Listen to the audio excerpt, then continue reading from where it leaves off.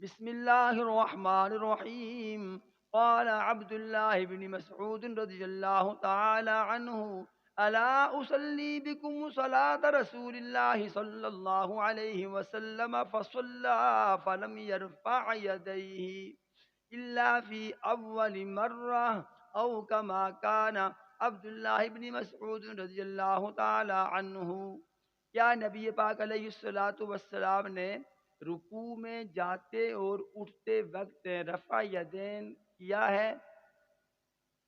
عبداللہ ابن مسعود رضی اللہ تعالی عنہ فرماتے ہیں، باقی صحابہ اکرام رضوان اللہ تعالی علیہم اجمعین سے، کہ اگر آپ سنیں، دیکھیں، تو میں آپ کو آپ علیہ الصلوۃ والسلام کے نماز پڑھنے کا طریقہ بتلاؤں، تو یہ عمل کر کے دکھاؤں؟ صحابہ نے عرض کی ضرور. تو اس وقت عبداللہ ابن مسعود رضی اللہ تعالی عنہ نے نماز پڑھی، فصلا فلم یرفع یدیہ، پھر آپ نے ہاتھ نہیں اٹھائے، الا فی اول مرہ، ہاں نماز کے شروع میں آپ نے رفع یدین کیا، دونوں ہاتھوں کو اٹھایا.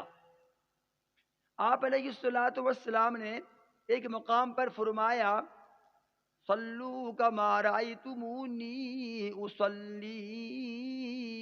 میرے صحابہ رضوان اللہ تعالی علیہم اجمعین، تم یوں نماز پڑھو جیسے مجھے نماز پڑھتا دیکھتے ہو. آپ علیہ الصلوۃ والسلام کے اس عمل کو عبداللہ ابن مسعود رضی اللہ تعالی عنہ نے اپنے عمل سے کر کے دکھایا، اور اس میں رکوع میں جاتے ہوئے، رکوع سے اٹھتے ہوئے آپ نے رفع یدین نہیں کیا. رفع یدین رکوع میں جاتے ہوئے اور اٹھتے ہوئے شروع میں ثابت تو ہے، لیکن اس پر دوام نہیں رہا، تسلسل نہیں رہا. آپ علیہ الصلوۃ والسلام نے اپنی زندگی کے آخری ایام تک اس کو جاری و ساری نہیں فرمایا. اسی لیے عبداللہ ابن مسعود نے عملی طور پر یہ عمل کر کے دکھایا کہ نبی پاک کی زندگی کا آخری عمل یہ تھا، آخری عمر میں، کہ رکوع میں جاتے ہوئے اور اٹھتے ہوئے آپ رفع یدین نہیں کیا کرتے تھے.